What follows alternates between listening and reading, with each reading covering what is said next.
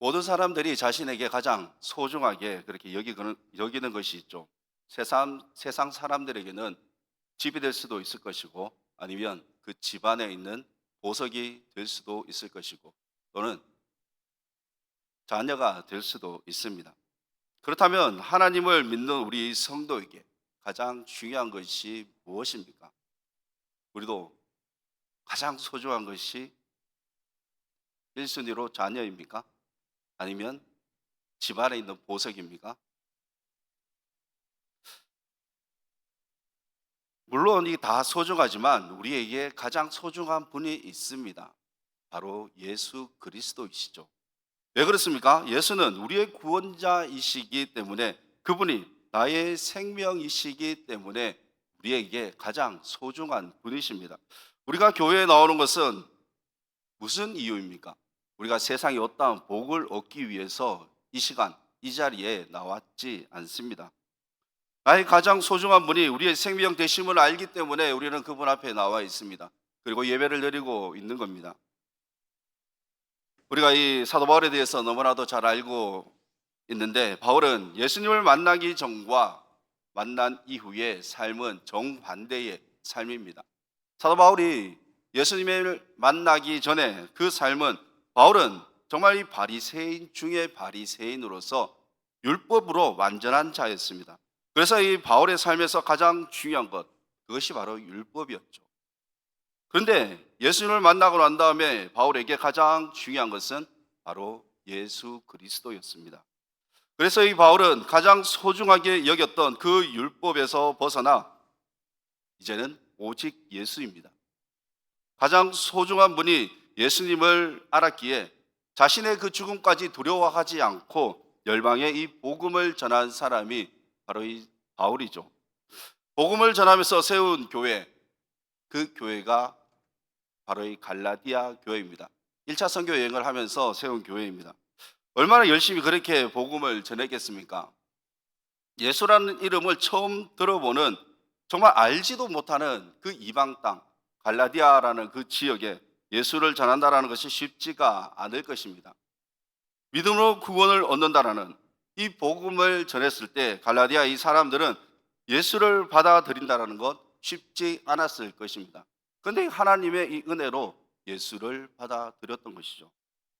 바울은 갈라디아 교회를 세우고 정말 이 첫 열매라고 볼 수 있는 너무나도 사랑스러운 그러한 교회였습니다. 그런데 이 갈라디아 교회에 거짓 교사, 그러니까 이 이단들이 들어와서 바울이 전했던 오직 예수에 대해서 회방을 하고 있는 것이죠. 이들의 말에 의롭게 된다는 것은 믿음만으로 가지고 될 수 없다고 합니다. 거짓 교사들의 이 사람이 의롭게 되는 것은 믿음도 있어야 되지만 율법도 필요하다라고 그렇게 말하게 되죠. 구약의 그 법을 확실하게 지킬 때 구원받음을 강조하고 있습니다. 우리가 이 창세기에서도 이미 믿음으로 의롭게 됨을 이 바울이 증명을 하고 있는데, 갈라디아서 3장 6절 말씀을 보게 되면 이렇게 말씀을 하고 있습니다. 한번 같이 한번 읽어보겠습니다. 아브라함이 하나님을 믿음에 그것을 그에게 의로 정하셨다 함과 같으리라. 또 이 말씀을 뒷받침해 주는 말씀이 있습니다.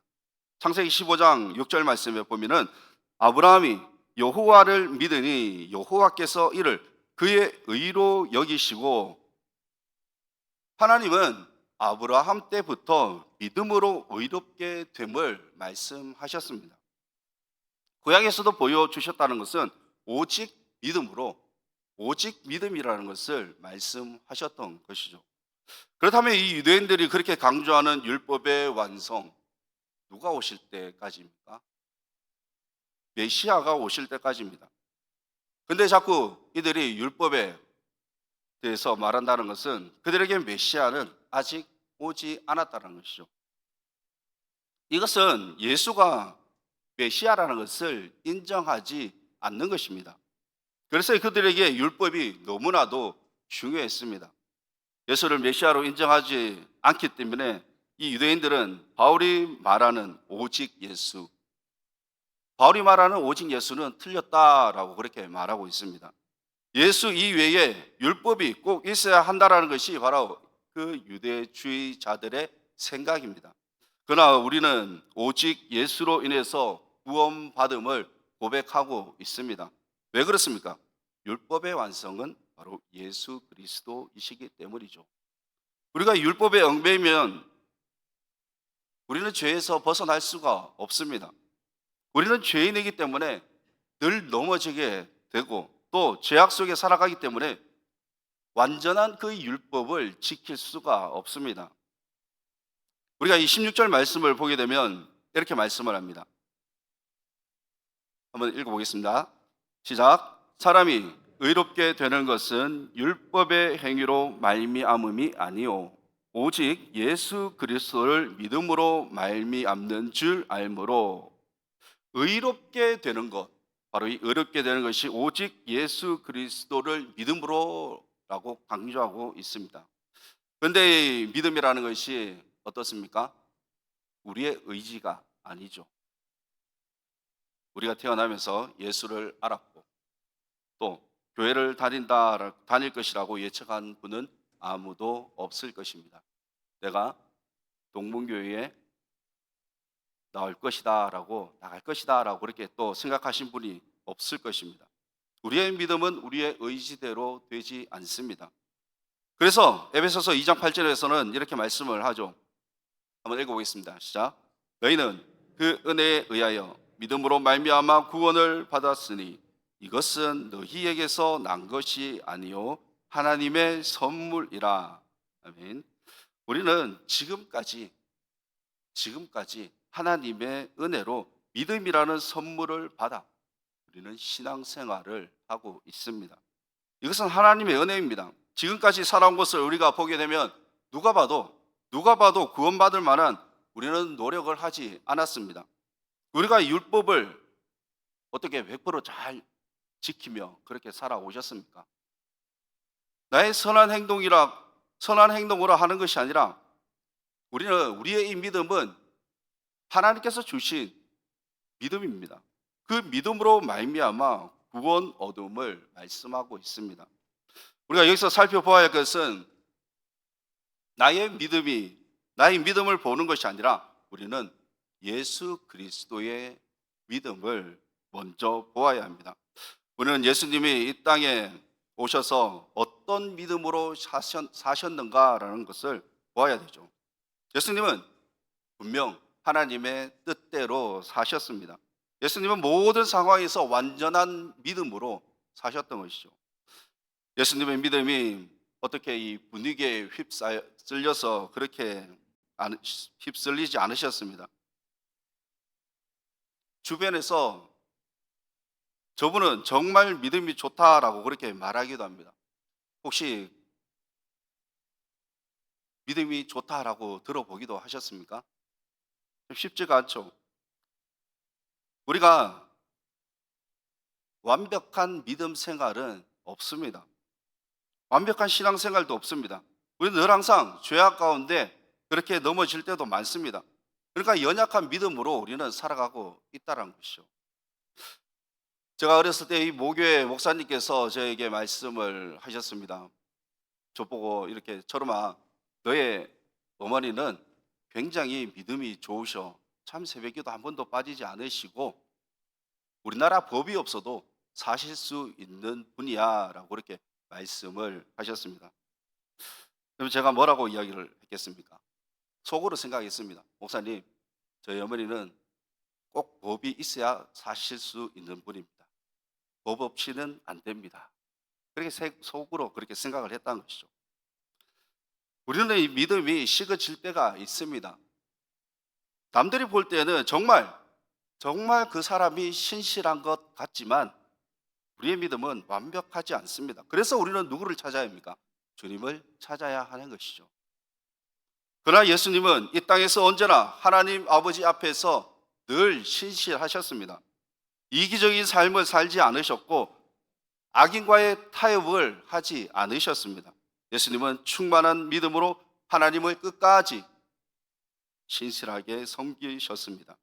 그래서 예수님은 완전한 믿음으로서의 그 삶을 바로 우리에게 보여주신 것이죠. 그런 예수님을 바라보며 우리는 신앙생활을 해야 합니다.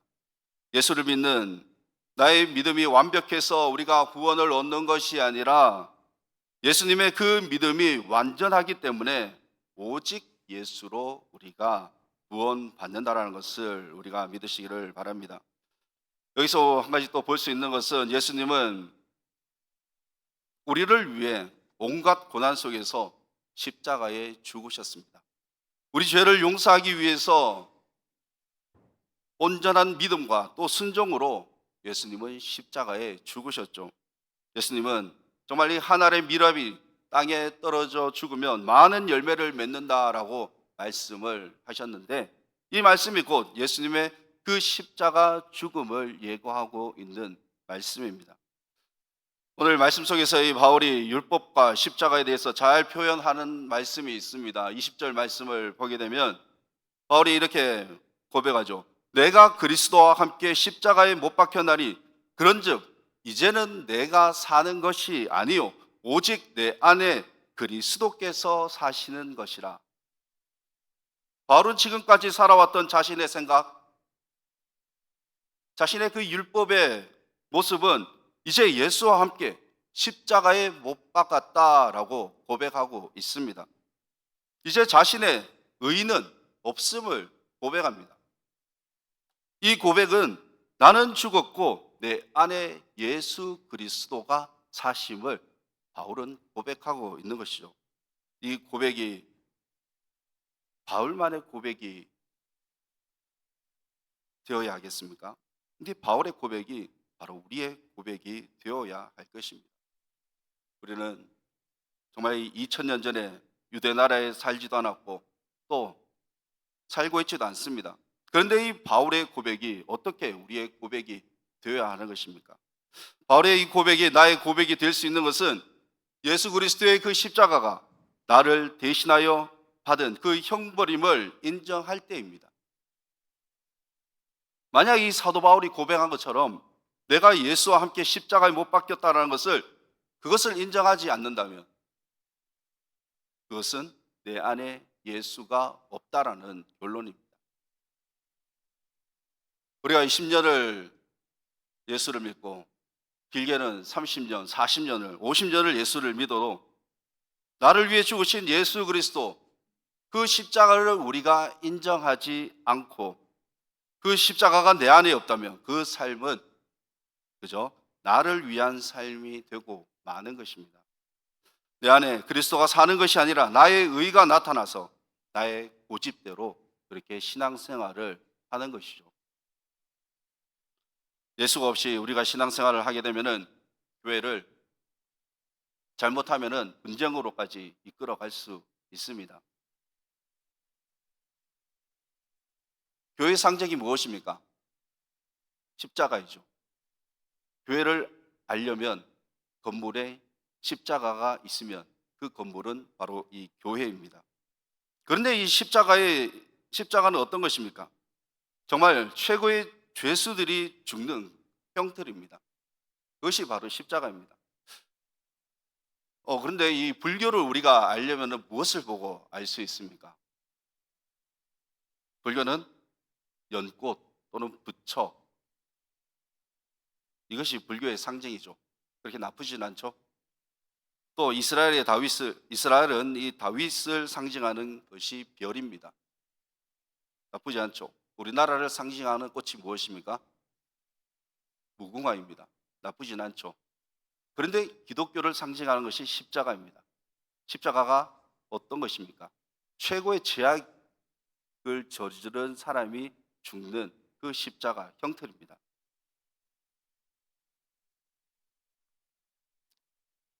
그만큼 이 십자가의 중요성을 가르쳐 주고 있는 것입니다. 우리가 교회 위에 십자가를 세워놓고 우리는 날마다 그 십자가를 바라보아야 하는 것입니다. 신앙생활은 나를 사랑하사 나를 위하여 자기 자신을 버리신 하나님의 아들을 믿는 믿음 안에 사는 것임을 말씀하고 있습니다. 정말 우리가 무슨 존재이길래, 얼마나 우리가 대단한 존재이길래 하나님의 그 아들이신 예수를 십자가에 죽게 하신 겁니까?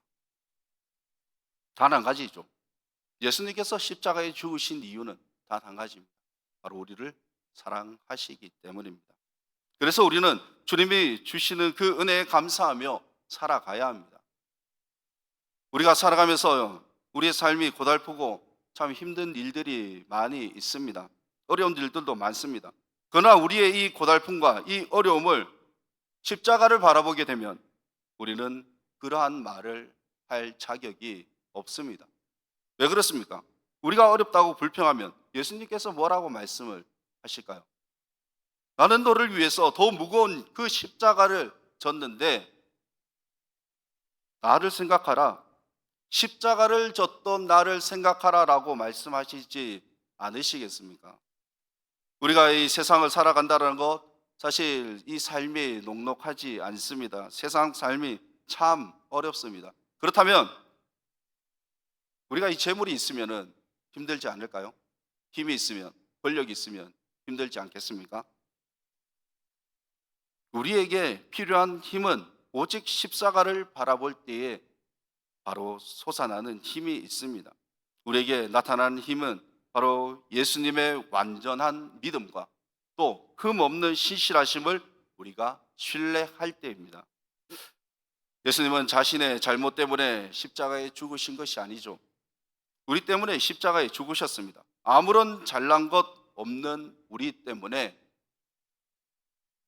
우리를 사랑하시기에 예수님은 2000년 전에 십자가에 죽으셨습니다. 그래서 우리가 바라보며 살아야 하는 것이 그것이 바로 십자가입니다. 지금 우리의 이 형편과 또 환경이 어렵다고 해가지고 우리가 원망하지 마시기 바랍니다. 나는 너희를 보다 더 힘든 고난을 겪지 않았느냐? 이것을 보면 우리가 소중한 존재라는 것을 알 수 있습니다.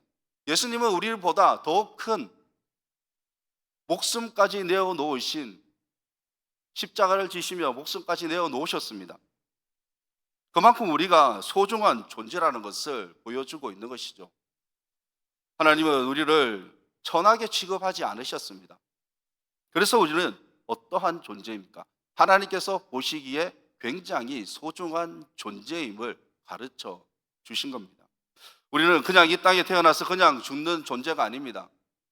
위대하신 그 하나님이 우리를 사랑하시는 바로 복된 존재입니다.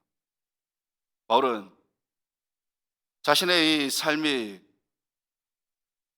과거의 그 바울로 사는 것이 아니라 자기 안에 계신 그리스도의 삶임을 고백했습니다.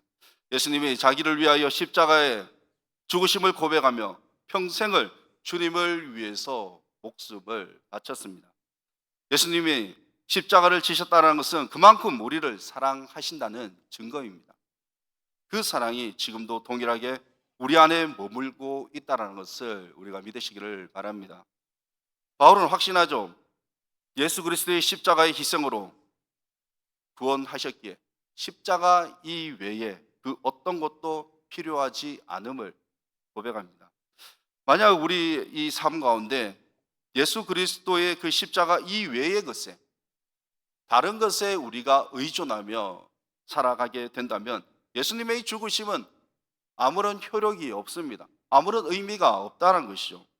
우리는 예수님을 믿는 믿음에 의해서 율법은 사라지게 되었습니다. 예수님을 믿으면 그 율법의 형벌이 예수 그리스도께서 대신 받으셨기에 더 이상 우리에게 정죄함은 없습니다. 우리의 신앙생활에서 핵심이 무엇입니까? 바로 예수 그리스도입니다.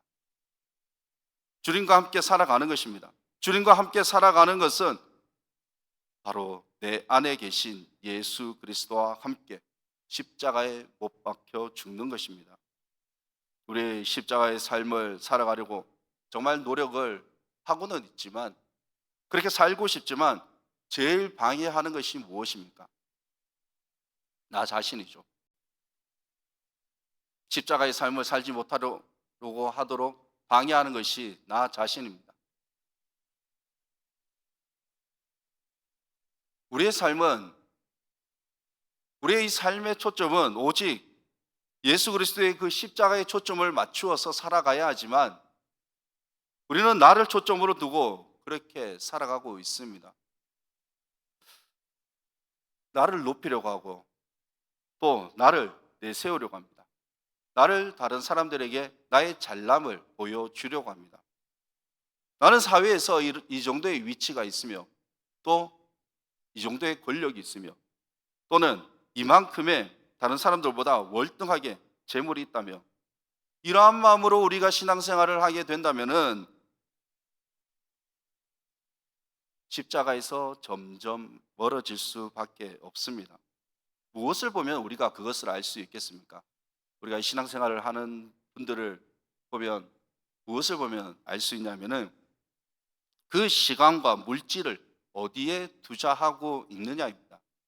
시간과 이 물질이 나를 위해서 사용된다면 그것은 나를 위한 삶이지 내 안에 예수 그리스도의 십자가는 없습니다.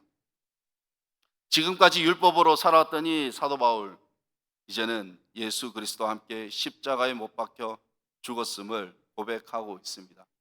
바울은 왜 이러한 고백을 하게 될까요? 오직 예수, 사도 바울에게는 오직 예수임을 알았기 때문입니다. 지금까지 자기를 위한 삶이었다면, 자기 자신의 중심으로 살아왔던 삶이었다면 이제는 예수 중심으로 살아가겠다는 것입니다. 예수 그리스도 이외에는 모든 것을 배설물로 여겼습니다. 예수를 만난 이 바울에게 이제 다른 어떠한 것도 필요치 않았습니다. 오직 예수, 지금까지 자신이 강조하고 또 자부심을 가졌던 율법을 이제는 배설물로 여겼습니다. 앞으로 우리의 이 삶의 모습이 지금까지는 나를 위한 삶을 우리가 사셨다면 앞으로의 우리의 삶을 예수를 위한 그러한 삶을 살아가시기를 바랍니다.